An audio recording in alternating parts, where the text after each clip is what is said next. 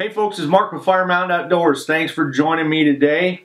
You know, one of our mottos here is you can't take back a bullet, and you never, ever, ever want to wish that you could. We were just recently made aware of the possibility of an accidental discharge using the AK platform. And frankly, when I heard it and I first researched it, I thought, well, that's a bunch of hooey. I don't think that's a valid deal.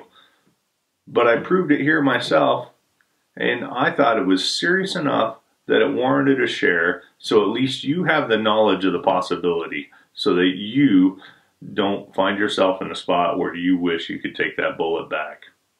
Stick around and I'm going to show you what we found.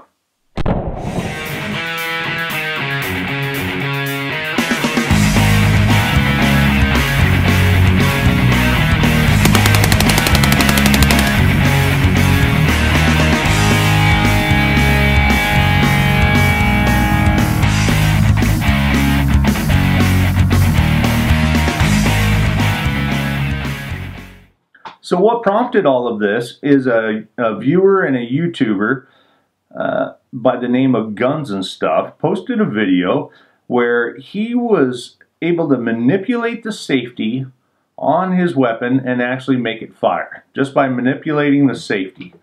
So it had a round in the chamber, no finger on the trigger, nothing, just working the safety, and it fired. And I'm going to post a link to that video right here. If you can't see it here, check the description. We'll link to it and you can watch it and judge for yourself.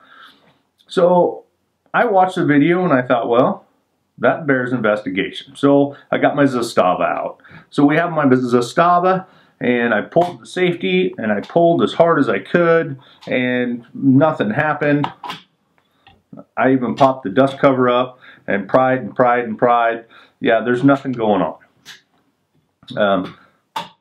For all the safety guys, yes, that weapon was clear. So I got this other clear weapon, which is my old battle axe. This is the old M70 AB2, and it's also a Century Arms one, the folding stock model. So we are clear. I tried to replicate it with that. So I pulled up on the safety. Oh, look at there. My safety, with a little bit of force, I was able to force it past the dust cover. I don't know why that would ever happen, but it could happen in a stress situation or something.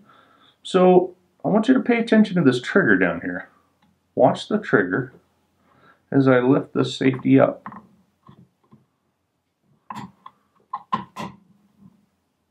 You see that? You see the trigger moving? Now, I'm going to go ahead and force that back down. We're going to take the dust cover off. And we're going to take the spring out.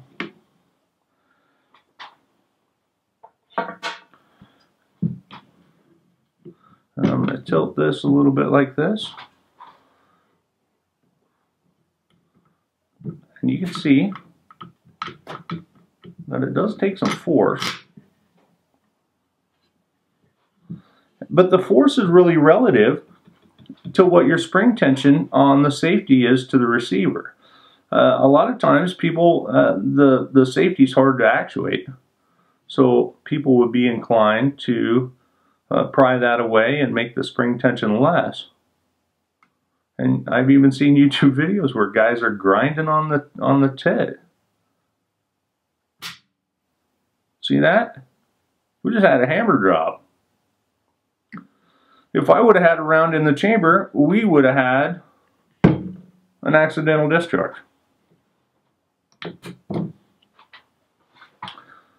I'm going to set up a camera and we're going to look inside at the difference in the internals.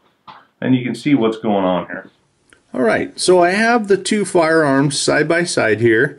Over on this side is the Zastava, and this is the M70.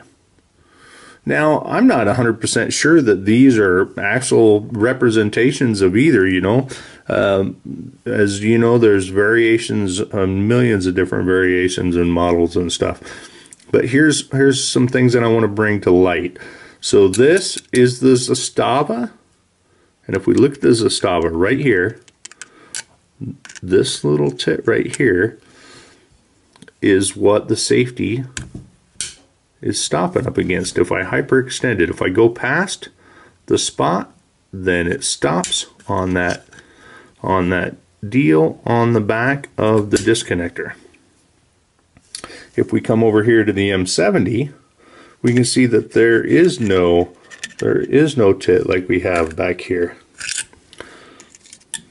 And we're going to watch and see exactly what happens here. You can see that once I hyperextend to that spot, then I am actually moving the trigger. You can see the trigger hook here is moving off of the hammer. And as I extend it further, it's going to release.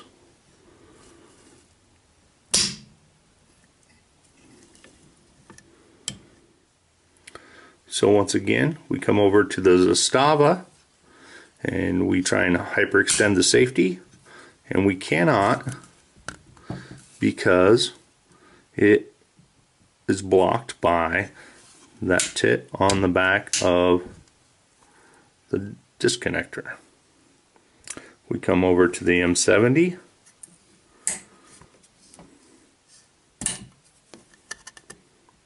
Once we hyperextend it, then we're actually pushing on the back of the disconnector, which is then moving the trigger. And we can see that the trigger is moving away from its position and drops the hammer. Well, the next question is, now what? Here's what I'm going to do with mine. Because mine, the tang has been ground down here, and I'd like it more extended like the factory one. I'm going to buy a new safety lever. What's really going to happen, and what's most important, is there are a lot of AK gurus out there that are aware of this issue and they know the fix. We're going to check the comment boxes down below and pay attention and see what those gurus say. There's probably a fix. They probably got links. They'll probably post them up, and that's what I'm looking forward to. So you guys that are well familiar with this platform and well familiar with this deal, post up what you know about it. Enter into the discussion. We definitely invite that and appreciate that. And if you have an AK-47, check your tension.